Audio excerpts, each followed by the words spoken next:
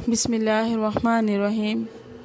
آج ہم بات کریں گے قربانی کے ابتدا کی کہ قربانی کی ابتدا کہاں سے ہوئی تھی اور حضرت ابراہیم خلیل اللہ نے کس وجہ سے اپنے بیٹے کو اللہ کی راہ میں قربان کرنے کا فیصلہ کیا تھا۔ حضرت ابراہیم علیہ السلام فرماتے ہیں کہ میں نے خواب میں دیکھا کہ میں اپنے بیٹے کو ذبح کر رہا ہوں، اور جو نبیوں کا خواب ہوتا ہے وہ سچا ہوتا ہے اور اللہ کی جانب سے ہوتا ہے، اور ایسی بات جو نبیوں کو خواب میں آئے وہ اللہ کی جانب سے، اللہ کی طرف سے حکم دیے جانے کے مترادف قرار دیا جاتا ہے۔ اس لیے انہوں نے اپنے بیٹے سے کہا، اے میرے بیٹے، میں نے ایسا خواب دیکھا کہ میں تجھے اللہ کی راہ میں قربان کر رہا ہوں۔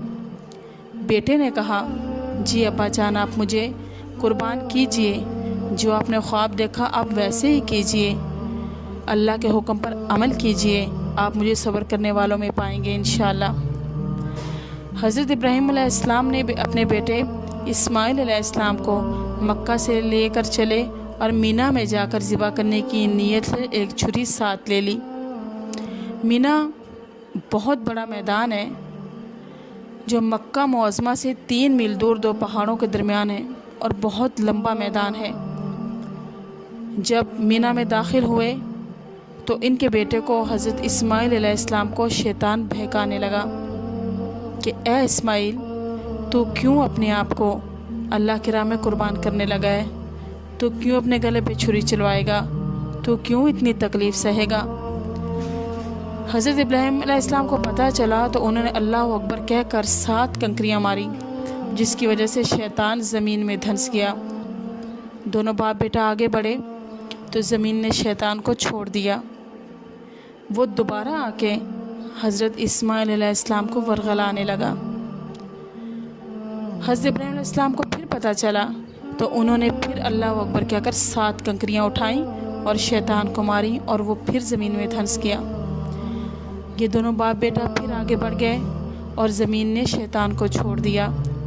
وہ تیسری بار آ کے پھر ورغلانے لگا۔ حضرت ابراہیم علیہ السلام نے اسے پھر اللہ اکبر کہہ کر 7 کنکریاں ماری، پھر وہ زمین کے اندر دھنس گیا۔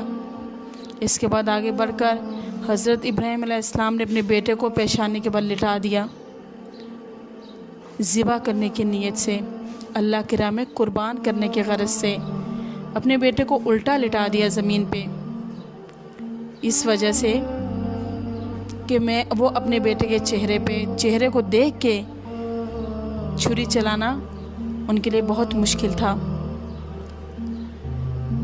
وہ ابھی ذبح ہی نہ کر پائے تھے کہ اللہ کی جانب سے ندا آئی، یا ابراہیم قد صدقت الرؤیا، یعنی اے میرے ابراہیم، تو نے اپنے خواب کو سچا کر دکھایا۔ پھر اللہ پاک نے اسی ٹائم حضرت اسماعیل علیہ السلام کی جگہ ایک مینڈھا بھیج دیا، جس کی گردن پہ حضرت ابراہیم علیہ السلام نے چھری چلا دی۔ دیکھیں، ذبح تو مینڈھے کو کیا گیا، لیکن ثواب ملا حضرت ابراہیم علیہ السلام کو بیٹے کی قربانی کرنے کا۔ یہ سب نیت پہ ڈیپینڈ ہوتا ہے۔ دونوں باپ بیٹا اس وجہ سے کہ دونوں باپ بیٹا اپنے دل و جان سے اس کام کو انجام دینے کا طے کر چکے تھے، اور نیکی ایسی چیز ہے کہ جس کو انسان ابھی کرے بھی نہ اور سوچے تو 10 نیکیاں کرنے کے برابر ثواب ملتا ہے۔ اسی لیے انہوں نے پکا ارادہ کیا، اور وہ اپنے ارادے کو پورا کرنے کا ارادہ بھی رکھتے تھے، تو اللہ تعالیٰ نے اس کا ثواب انہیں عطا فرمایا۔ جس کا اللہ کی جانب سے حکم ہوا تھا، باپ نے بیٹے کو پیشانی کے بل لٹا دیا اور بیٹا ذبح ہونے کے لیے خوشی خوشی لیٹ بھی گیا، اپنی جانب سے کوئی کسر نہ چھوڑے۔ ابراہیم علیہ السلام نے دونوں باپ بیٹا اپنی نیت میں بالکل سچے تھے۔ یہ واقعہ قربانی کی ابتدا کا واقعہ ہے، اور حج کے موقع پر مینا میں جو کنکریاں ماری جاتی ہیں، ان کی ابتدا بھی اسی واقعہ سے ہی ہوئی تھی۔ انہی تینوں جگہوں میں کنکریاں مارتے ہیں جہاں شیطان زمین میں دھنس گیا تھا۔ جگہ کی نشاندہی کے لیے پتھر کے مینار کھڑے کر دیے گئے ہیں۔ جس جگہ رک کر حضرت ابراہیم علیہ السلام نے شیطان کو کنکریاں ماری تھیں، اسی جگہ پہ اب مکہ معظمہ میں پتھر کے مینار کھڑے کر دیے گئے ہیں۔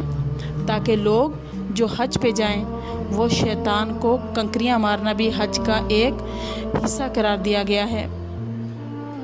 اس کے بعد اللہ رب العزت کی رضا کے لیے جانوروں کی قربانی کرنا عبادت میں شمار ہو گیا، چنانچہ امت محمدیہ کے لیے یہ بھی قربانی مشروع ہو گئی۔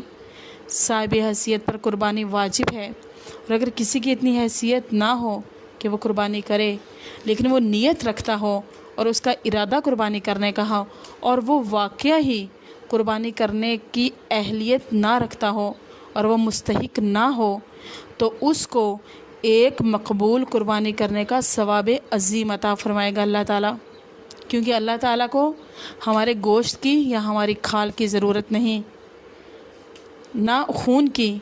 اللہ کو صرف ہماری نیتوں کی ضرورت ہے، جو اللہ تعالیٰ ہماری نیت دیکھ کے ہمیں اس کے بدلے نیکیاں عطا فرماتا ہے۔